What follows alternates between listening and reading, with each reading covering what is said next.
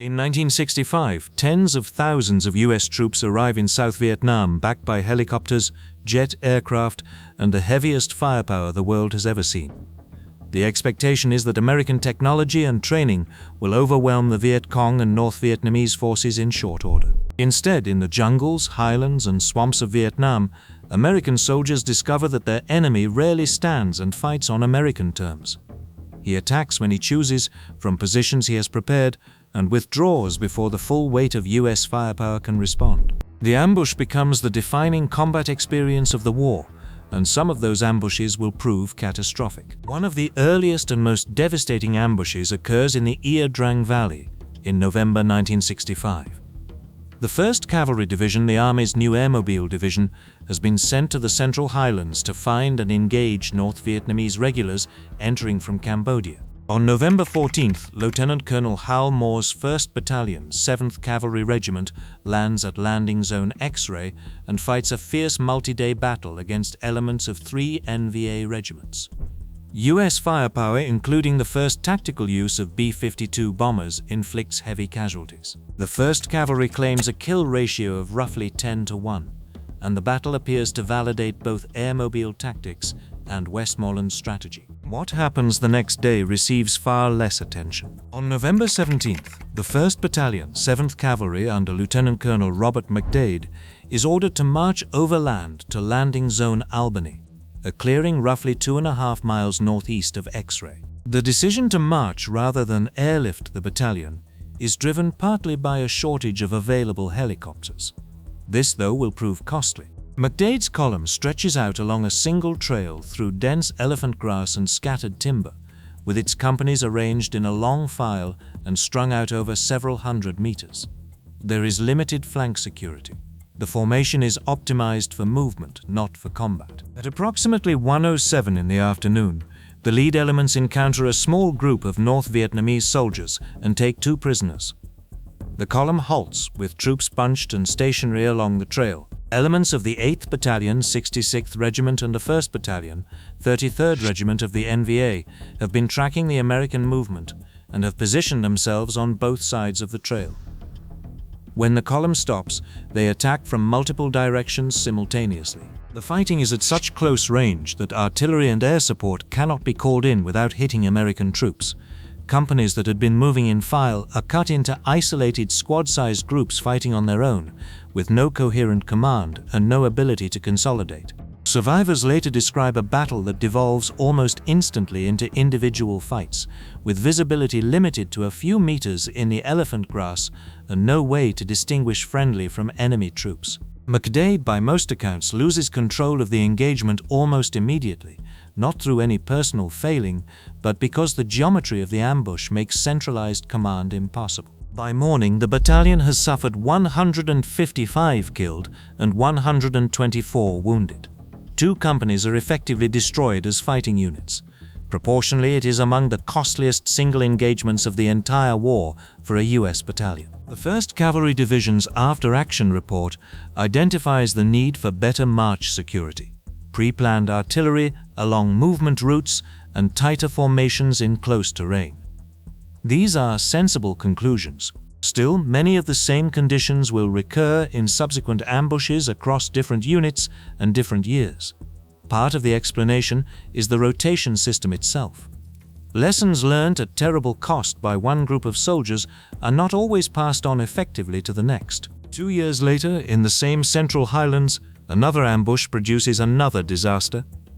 In November 1967, the 173rd Airborne Brigade is deployed to the Dak To area near the Cambodian border as part of a series of border battles. Intelligence indicates significant NVA presence in the region, and the brigade is tasked with locating and engaging them. The operational conditions are formidable. The terrain around Dak To consists of steep, jungle-covered ridges at elevations exceeding 1,000 meters. Monsoon conditions limit helicopter operations. Resupply is entirely dependent on air, and the nearest major base is over 40 kilometers away. On November 19th, the 2nd Battalion, 503rd Infantry Regiment, commanded by Lieutenant Colonel James Stevenson, advances along a ridgeline toward Hill 875, a fortified position held by the 174th Regiment of the NVA. The lead company encounters heavy resistance. Within minutes, the battalion is engaged on three sides by entrenched enemy forces, fighting from bunkers and interconnected trenches with pre-registered mortar fire. Then the NVA execute a maneuver American units rarely encounter in Vietnam. A blocking force strikes the battalion from the rear, cutting off the withdrawal route and encircling the American position. The battalion is pinned on the hillside for the better part of 3 days. Helicopter crews attempt to drop ammunition and water through the canopy under fire. On the first day, an errant bomb from a US F-100 Super Sabre strikes the battalion's command post, killing or wounding dozens of men, including most of the battalion's leadership. The Air Force investigation later concludes the bomb was released within acceptable parameters, given the information available to the pilot, which itself says something about the limits of air-ground coordination when the canopy obscures the tactical picture and the forces are only meters apart. By the time the 4th Battalion, 503rd Infantry, fights its way up the hill to relieve the position on November 22nd, the 2nd Battalion has lost 87 killed and over 130 wounded, roughly half its effective strength. McPhee declares the broader Dak To operation a success on the grounds that 4 NVA regiments have been engaged and forced to withdraw across the border. The 173rd Airborne Brigade has lost over 170 killed across several engagements that month. Whether the cost is proportional to the gain is a question the metrics of attrition answer one way, and the men who fought there answer another. General Westmoreland cites Dak To as evidence that the border battles are working. The troops on Hill 875 might have offered a different view of how well American firepower performs when the canopy is 100 feet overhead and the enemy is 50 meters away. The reality is not so clear-cut. McAvee's statistical framework measures success by enemy killed, and by that metric, Dak To produces favorable numbers. But the NVA has chosen to fight at Dak To for its own reasons, drawing American forces into a series of costly engagements in terrain that limits their advantages.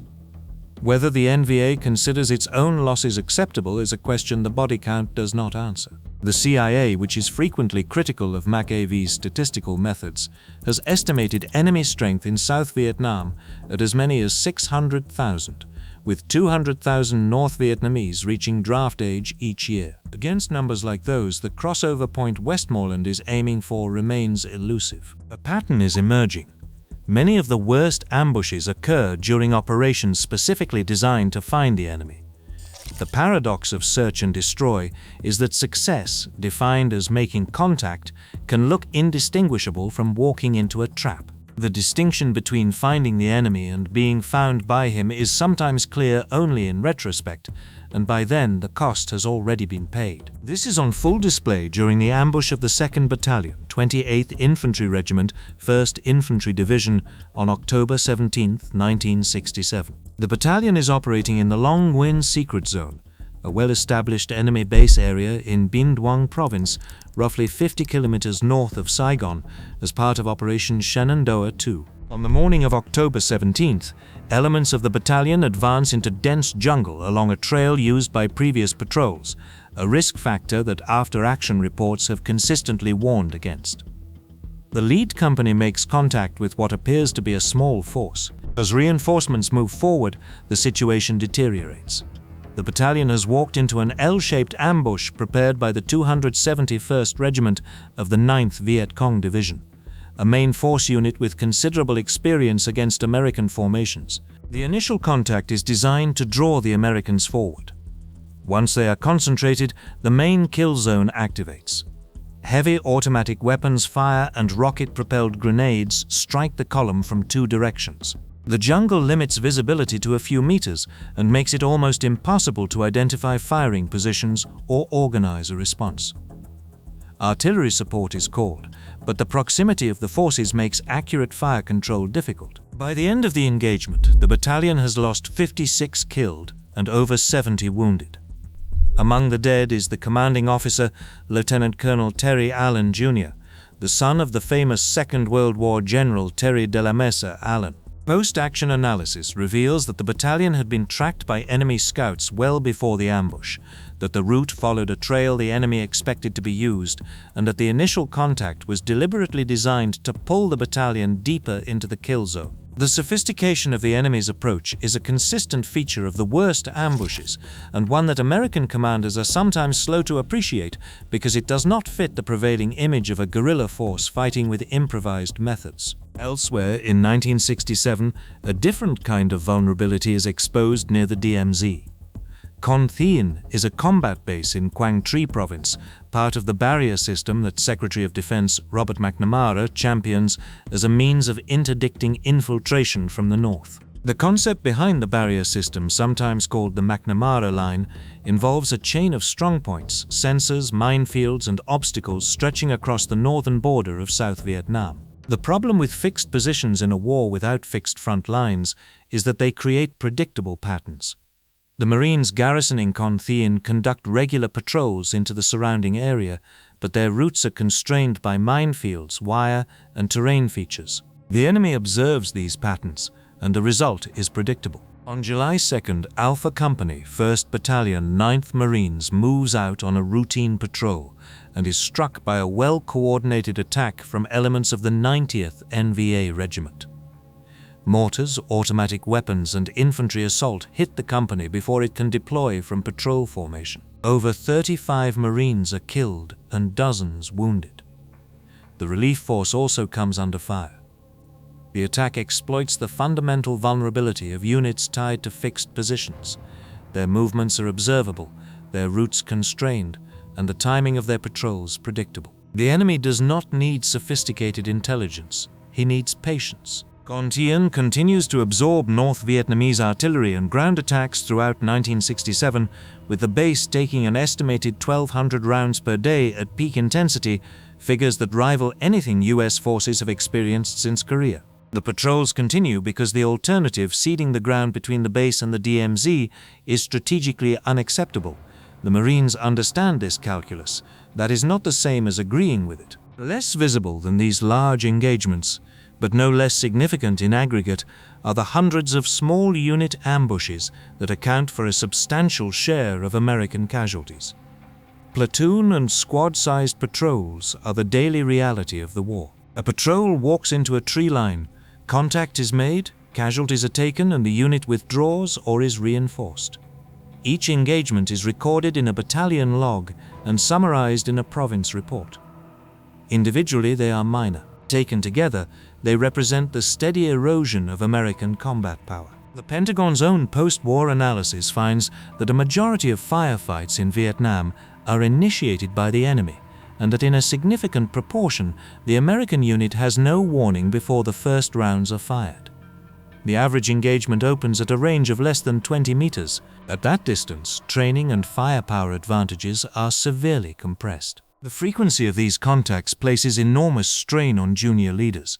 A 23-year-old lieutenant making decisions about route selection and patrol formation is making calculations that reflect in miniature the strategic tensions of the entire war. The 6-month command rotation ensures these officers are cycled out just as they begin to understand their operational environment.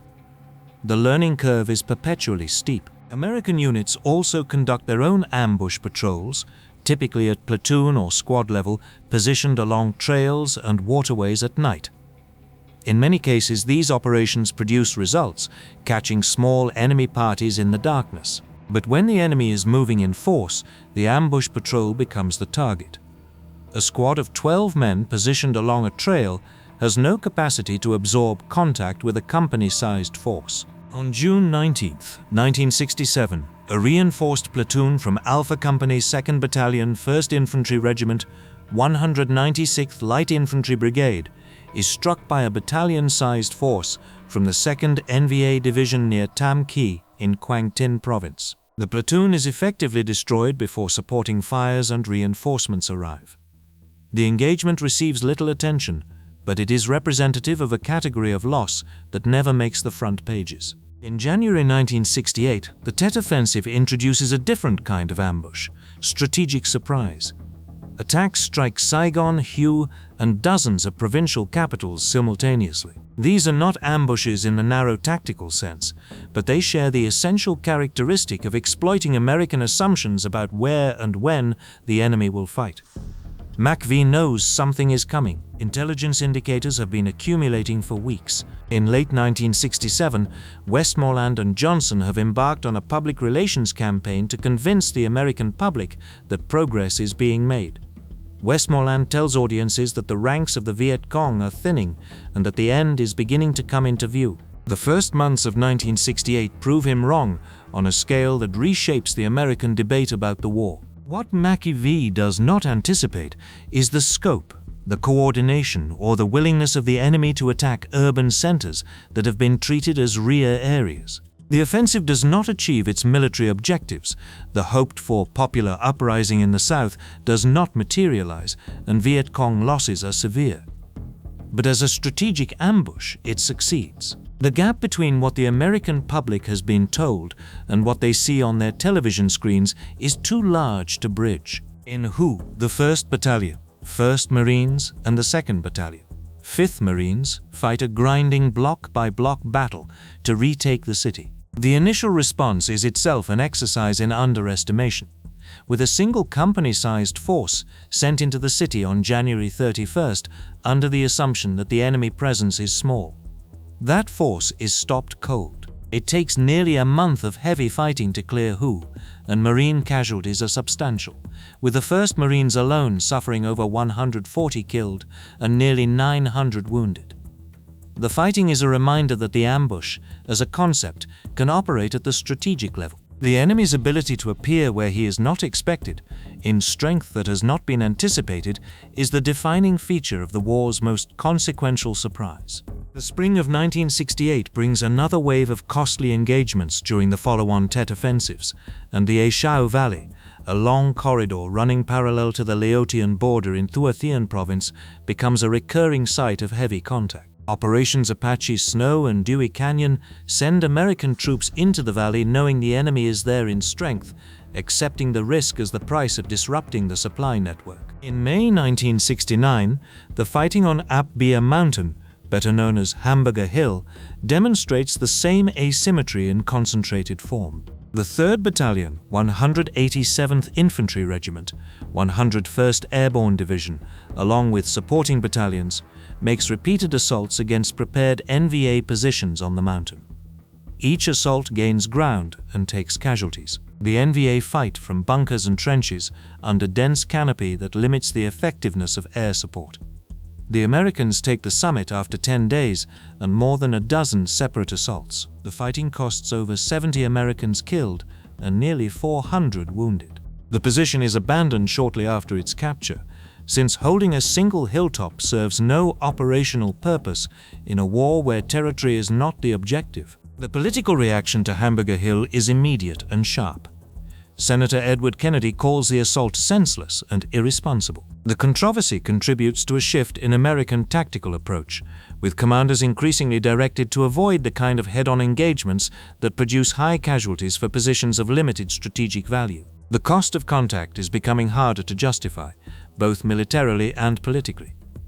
The figures do not tell the whole story, but they tell enough of it to change the terms of the debate. By 1969 and into the early 1970s, as American troop levels decline under Vietnamization, the ambush problem does not diminish. If anything, it intensifies in certain areas. Units that once operated with enough density of force to provide mutual support now find themselves more isolated. The withdrawal creates its own vulnerabilities. In July 1970, Firebase Ripcord in the Ia Drang Valley becomes the focal point. The 2nd Battalion, 506th Infantry Regiment, 101st Airborne Division, occupies a hilltop position under conditions that compress many of the war's recurring problems into a single engagement. Enemy forces control the surrounding terrain. Anti-aircraft fire makes helicopter resupply dangerous. Patrols sent out from the firebase are ambushed repeatedly in the surrounding jungle. After 12 days of fighting that cost the battalion over 70 killed, the position is abandoned. The decision to withdraw represents an acknowledgement that the firebase cannot be held at acceptable cost. 5 years earlier, such a decision would have been difficult to imagine. By 1970, the calculus of acceptable cost has shifted considerably. What the worst ambushes in Vietnam collectively reveal is less about failures of individual courage or competence than about a structural mismatch between American operational methods and the environment in which they are applied. The strategy of attrition requires ground forces to seek contact in terrain that favors the defender. The enemy understands American doctrine, American habits of movement, and American dependence on supporting fires, and builds his ambush tactics around exploiting each of those dependencies. When the canopy is too thick for air support, when the terrain is too close for artillery, when the column is too strung out for mutual support, the ambush works. It works at Albany in 1965, and it works in the Ashau in 1970. The consistency of these outcomes over 5 years of fighting suggests that the problem is systemic, not episodic. At the tactical level, American units adapt continuously. Small unit leaders learn to vary routes, use cloverleaf patrols, and employ immediate action drills. The expanded use of long-range reconnaissance patrols, or LRRPs, provides better intelligence before line units are committed. Sensor technology, including seismic detectors and acoustic monitors placed along trails, offers an imperfect but occasionally useful early warning capability. Fire support coordination improves as forward observers and artillerymen gain experience with the specific problems of close terrain operations. All of these refinements reflect genuine learning, purchased at genuine cost. But at the strategic level, the fundamental approach does not change until the war itself changes around it. The troops continue to walk the trails, continue to enter the base areas, continue to serve as the mechanism by which contact is generated. North Vietnam, for its part, is also carrying out a strategy of attrition, and arguably more effectively. The American body count, even if its figures were accurate, does not account for the political and psychological toll that ambush casualties inflict on domestic support for the war. Every patrol that walks into an ambush, every casualty report that reaches a hometown newspaper, erodes the political will that sustains the American commitment. The enemy understands this calculus. That understanding is, in many ways, his most effective weapon. The ambush is not an aberration in this system, it is a consequence of it. The men who walk those patrols carry the weight of a strategic contradiction. Asked to find an enemy who is better at hiding than they are at seeking, in terrain that punishes movement and rewards patience, under conditions that give the other side the first shot. That the conditions themselves are the product of decisions made far from the jungle floor is something the men in the field understand clearly enough, even if the language they use is different from the language used in Saigon or Washington.